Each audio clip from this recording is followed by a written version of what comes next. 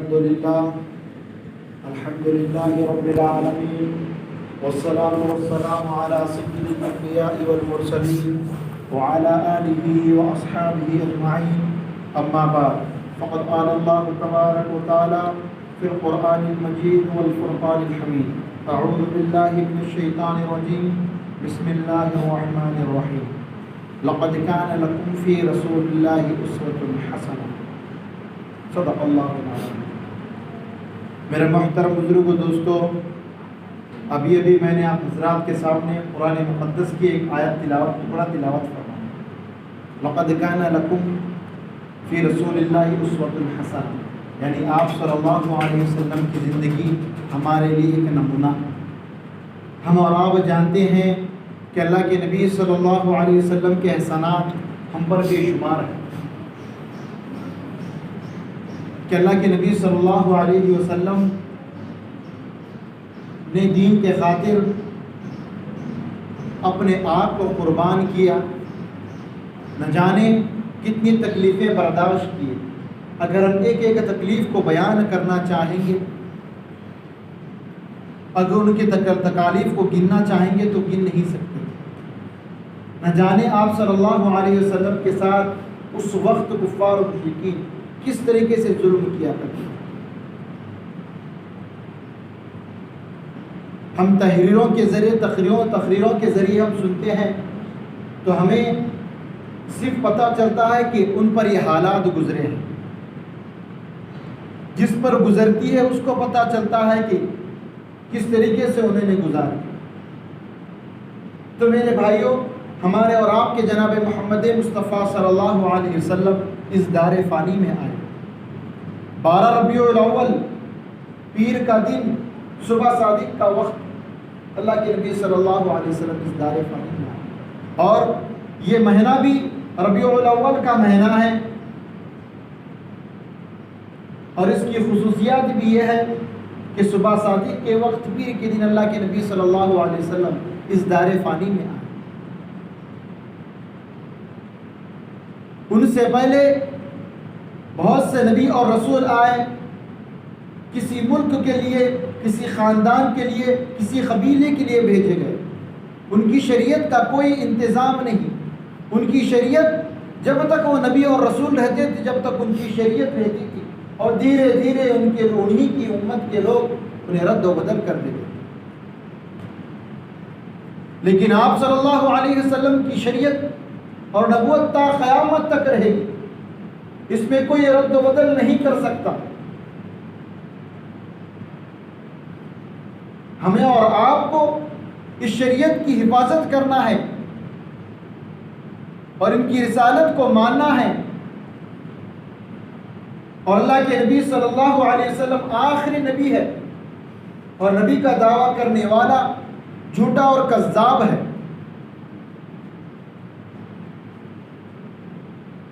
تو اسی وجہ سے یہ مہینہ ربیع الاول کا مہینہ ہے، اور اس کی خصوصیات یہ ہے کہ اللہ کے نبی صلی اللہ علیہ وسلم تشریف لائے۔ حضرت جابر رضی اللہ عنہ فرماتے ہیں کہ میرے ماں باپ آپ پر قربان ہیں۔ اللہ کے نبی صلی اللہ علیہ وسلم سے صحابی ارشاد فرما رہے ہیں کہ میرے ماں باپ آپ پر قربان ہوں، کہ سب چیزوں سے پہلے اللہ تبارک و تعالیٰ نے کون سی چیز کو پیدا فرمایا؟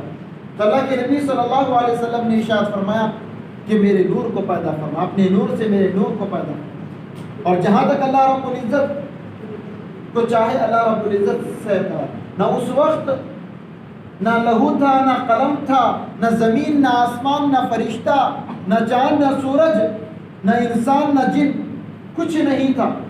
پھر اللہ تبارک و تعالیٰ نے چاہا، مخلوق بنانا چاہا، اللہ تبارک و تعالیٰ نے چاہا تو اس نور کے 4 حصے بنا، ایک سے قلم کو پیدا فرمایا، سب سے پہلے سب سے آخری میں ہمارے اور آپ کے جناب محمد مصطفیٰ صلی اللہ علیہ وسلم تشریف لائے، لیکن سب سے پہلے بنائے گئے اللہ تبارک و تعالیٰ نے اپنے نور سے انہیں بنایا، ہمارے اور آپ کے جناب محمد مصطفیٰ صلی اللہ علیہ وسلم، اور اس نور کے 4 حصے کیے گئے۔ ایک سے قلم کو بنایا، دوسرے سے لوح محفوظ کو بنایا، تیسرے سے عرش کو بنایا اور چوتھے سے زمین و آسمان اور کل مخلوقات کو پیدا فرمایا۔ اللہ تبارک و تعالیٰ نے آخری نبی بنا کر بھیجا، دنیا میں آخر میں آئے، لیکن سب نبیوں سے پہلے پیدا کیے گئے، سب نبیوں سے پہلے بنائے گئے۔ ہمیں آپ صلی اللہ علیہ وسلم کی سیرت کو پڑھنا چاہیے، آپ صلی اللہ علیہ وسلم کی سیرت کو ہمیں یاد کرنا چاہیے۔ آپ صلی اللہ علیہ وسلم نے کس طریقے سے انہوں نے دین کے خاطر قربانیاں پیش کی، اپنے آپ کو قربان کیا۔ ہم سیرت کے بارے میں ہم آپ صلی اللہ علیہ وسلم کی زندگی پڑھنا چاہیے۔ یا جب آپ صلی اللہ علیہ وسلم آنے سے پہلے اس دنیا کے اندر کفر و شرک پھیلا ہوا تھا، کفر و شرک کا اندھیرا پھیلا ہوا تھا، لوگ بتوں کی عبادت کرتے تھے، خانہ کعبہ میں 360 بت بنائے رکھے ہوئے تھے اور لوگ ان کی عبادت کرتے تھے، ان کو سجدے کرتے تھے اور اس سے مدد طلب کرتے تھے۔ یہی ہمارا حاجت روا ہے، یہی ہمارے حاجت کو پورا کرنے والا ہے۔ جب اللہ کے نبی صلی اللہ علیہ وسلم تشریف لائے، ایک نور بن کر آئے، مشرق سے مغرب میں پھیل گئے، اور آپ صلی اللہ علیہ وسلم چمکتے ہوئے اور ان کا دین اس طریقے سے پھیلا کہ مشرق مغرب میں آپ صلی اللہ علیہ وسلم کے چرچے ہونے لگے اور وادل اپنے ٹھکانوں پر پہنچ گئے۔ بلکہ اللہ کے نبی صلی اللہ علیہ وسلم ارشاد فرماتے ہیں کہ جب حضرت آدم علیہ السلام سے قصور ہو گیا، جب جنت میں قصور ہو گیا، تو حضرت آدم علیہ السلام اللہ تعالیٰ کے دربار میں جب دنیا میں پھینکے گئے تو اللہ رب العزت سے معافی طلبی کر رہے ہیں کہ مجھے محمد کے طفیل بخش دے، مجھے محمد کے طفیل میرے گناہوں کو معاف فرما، میری توبہ کو قبول فرما۔ تو اللہ رب العزت آدم علیہ السلام کو کہتے ہیں کہ تم نے محمد کو کیسے جانا، تم نے محمد کو کیسے پہچانا؟ تو حضرت آدم علیہ السلام کہتے ہیں کہ میں نے محمد کو اس طریقے سے پہچانا، جب مجھ کو بنایا گیا اور مجھ میں روح ڈالی گئی، مجھ میں جان ڈالی گئی، اور میں نے اپنا سر مبارک اٹھایا تو عرش عظیم کے پایوں پر لکھا ہوا تھا لا الہ الا اللہ محمد رسول اللہ۔ تو میں نے سمجھ گیا کہ آپ کے نام کے ساتھ کسی ایسے شخص کا ہی نام ہوگا جو آپ کے نزدیک تمام مخلوقات سے، سب چیزوں سے زیادہ محبوب اور پسندیدہ ہوگا۔ میں نے جان لیا کہ آپ کے نام کے ساتھ کسی ایسے ویسے کا نام نہیں، بلکہ آپ کے نزدیک سب مخلوق سے زیادہ، سب چیزوں سے زیادہ محبوب ہوگا آپ کے پاس۔ تو اللہ رب العزت کہتے ہیں کہ آپ نے سچ سمجھا، سچ جانا کہ محمد ہمارے پاس ایسے ہی ہمارے محبوب ہیں، ہم نے تمہارے قصور کو معاف فرما دیا، محمد کے دشمن میں ہم نے تمہارے قصور کو معاف فرما دیا، تمہاری توبہ قبول کر لی۔ اے آدم، اگر ہم محمد کو پیدا نہ کرتے تو ہم دنیا کو نہیں سجاتے، ہم دنیا کو پیدا نہیں کرتے۔ یہ تمہاری اولاد میں ہم پیدا کریں گے، بلکہ سب سے پہلے اللہ رب العزت حضرت محمد صلی اللہ علیہ وسلم کو بنایا۔ تو کہہ رہے ہیں کہ ہم تمہاری اولاد میں پیدا کریں گے، وہ آخری زمانے میں ہمارے نبی بن کر آئے۔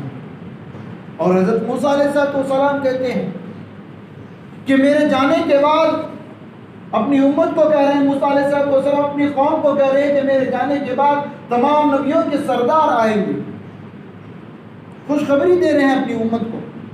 اور حضرت عیسیٰ علیہ السلام کہہ رہے ہیں کہ میں کچھ عرصے کے لیے جا رہا ہوں، میں کچھ عرصے کے لیے جا رہا ہوں، میرے بعد احمد آئیں گے، یعنی حضرت محمد صلی اللہ علیہ وسلم آئیں گے اور تمہیں احکام بتائیں گے، اللہ رب العزت کے احکام تمہیں بتلائیں گے، تم ان پر عمل کرو۔ یہ کون نبیاں بتا رہے ہیں؟ آپ صلی اللہ علیہ وسلم کی آنے کی خوشخبریاں سنا رہے ہیں۔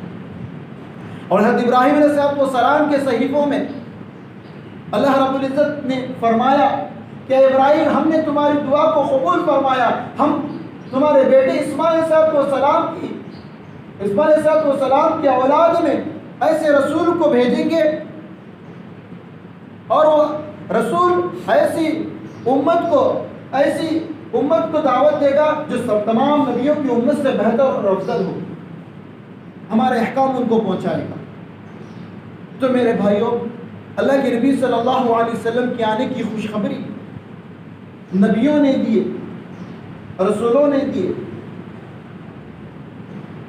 تو ہم آپ صلی اللہ علیہ وسلم کی امتی ہے، جو آپ صلی اللہ علیہ وسلم نے شریعت لائے، ہم ان کی حفاظت کریں۔ تا قیامت تک کوئی شریعت کو بدل نہیں سکتا، تا قیامت تک آپ صلی اللہ علیہ وسلم کی شریعت تھی۔ کوئی نبی کا دعویٰ نہیں کرے گا، قیامت تک کوئی نبی آنے والا نہیں۔ اور اسی طریقے سے آپ صلی اللہ علیہ وسلم اس دار فانی میں آئے، بچپن سے ہی آپ صلی اللہ علیہ وسلم صادق اور امین کہلاتے تھے۔ آپ صلی اللہ علیہ وسلم کے سینے مبارک کو 4 بار چاک کیا گیا، 4 بار کھولا گیا، اور 4 بار ہر بار حکمت موجود تھی۔ جو سب سے پہلے آپ صلی اللہ علیہ وسلم کا سینہ مبارک چاک کیا گیا، یہ حکمت یہ تھی کہ بچپن میں جو کھیل تماشے جو بچوں میں رہتے ہیں وہ نہ رہیں۔ جب دوسری دفعہ جب آپ صلی اللہ علیہ وسلم کا سینہ مبارک چاک کیا گیا، حکمت یہ تھی کہ جوانی کے کوئی تقاضے سے اللہ رب العزت کی نافرمانی نہ ہو۔ یہ بڑے علماء اکرام حکمت لکھتے ہیں، 4 بار چاک کیا گیا، اور جب تیسری مرتبہ چاک کیا گیا، حکمت یہ ہے کہ وہی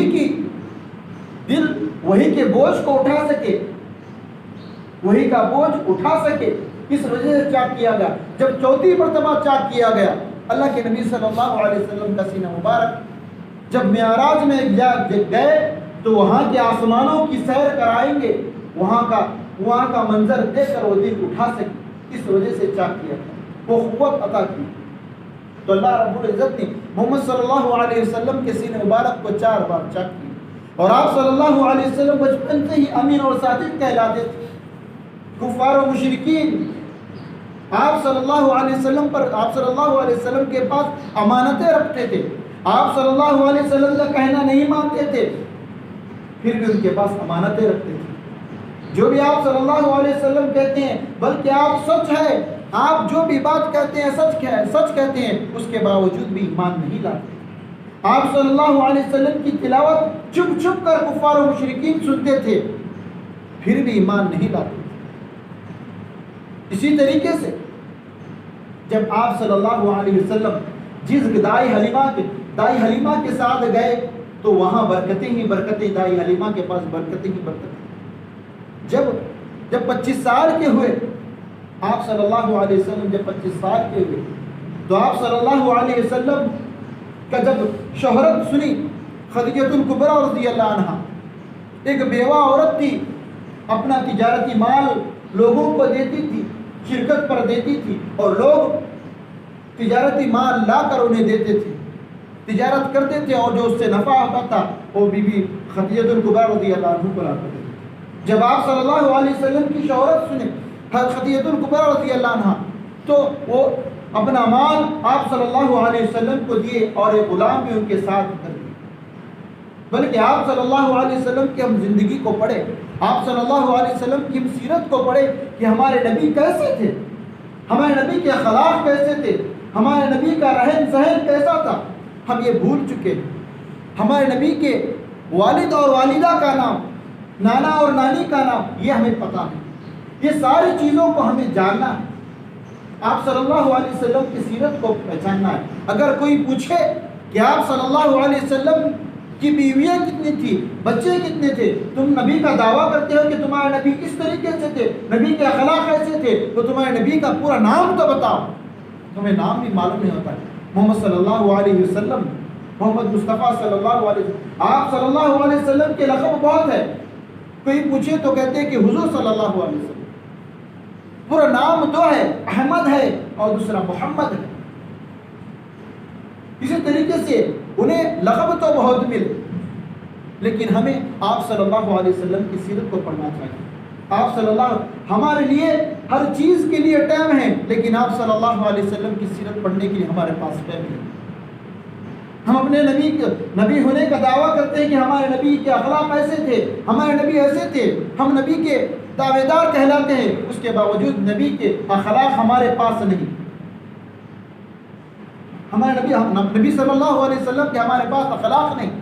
جس طریقے سے انہوں نے کاروبار کیا تھا، تجارت کیا تھا، ہم اس طریقے پر ان کا طریقہ اپنائے تو ہماری کامیابی ہمارے قدم میں چومی.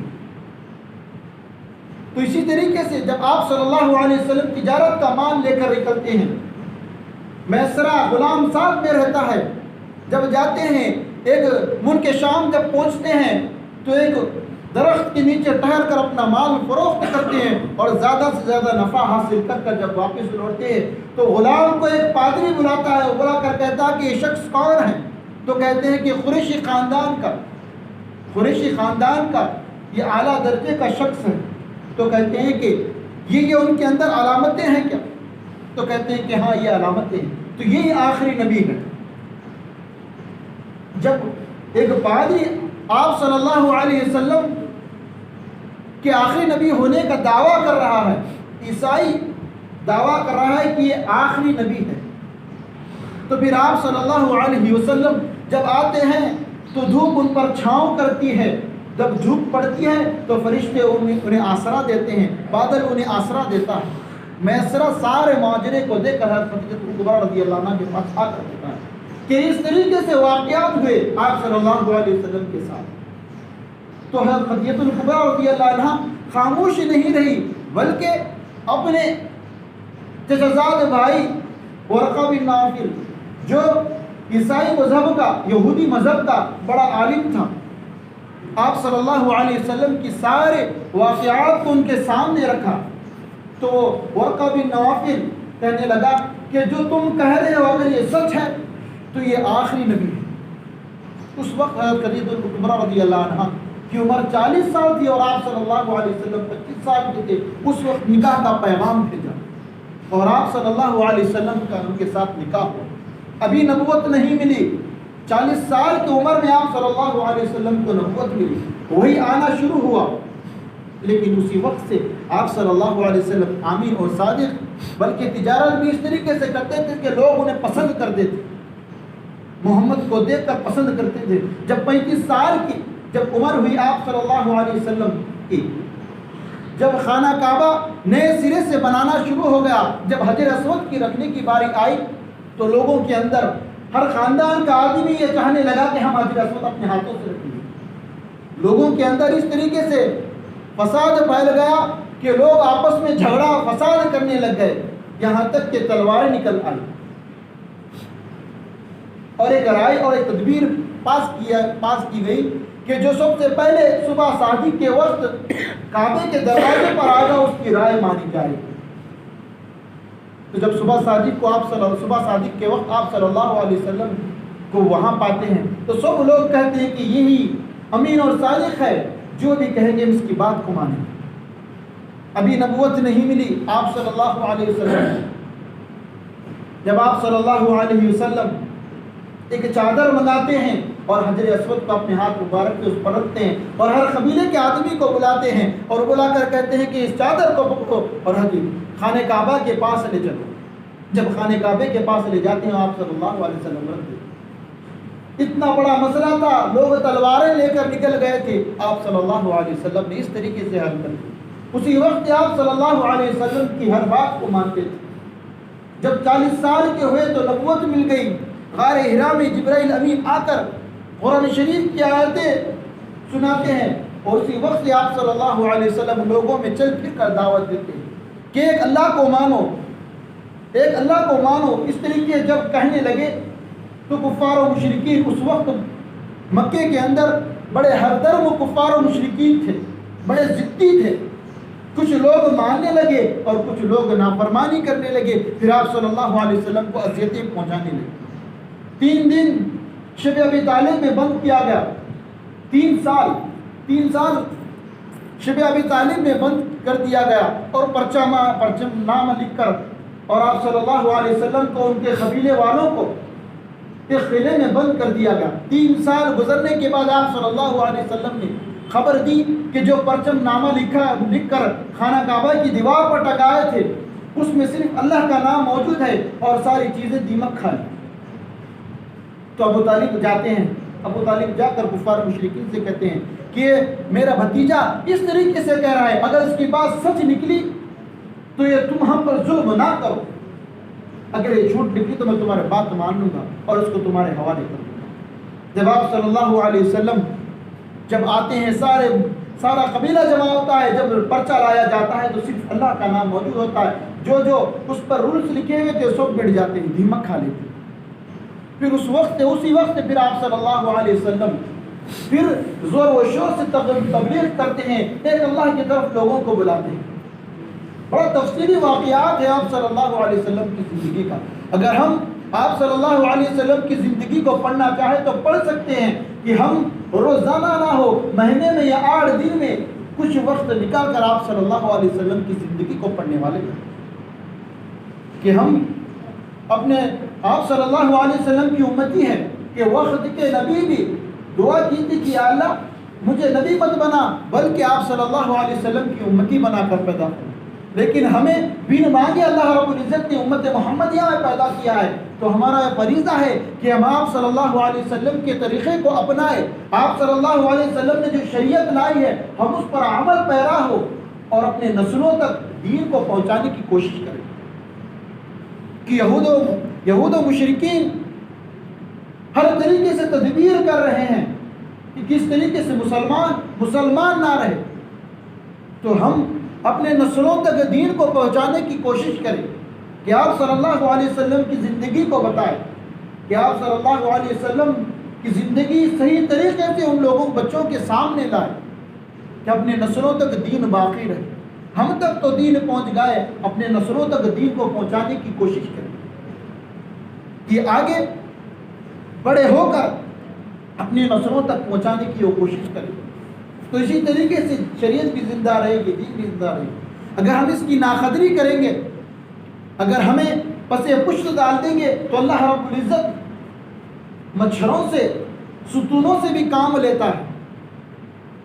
بہت سے ایسے واقعات گزرے ہیں، تو ہم غفلت کی چادر نہ اوڑے بلکہ آپ صلی اللہ علیہ وسلم کی زندگی کو پڑھے، آپ صلی اللہ علیہ وسلم جو کہہ رہے ہیں ہم اس پر عمل پیرا ہو جائیں، تو ہماری کامیابی دنیا میں بھی ہوگی اور آخرت میں بھی ہوگی۔ جو کہا گیا سنا گیا اس پر عمل کرنے کی توفیق عطا فرمائے۔ جو سنت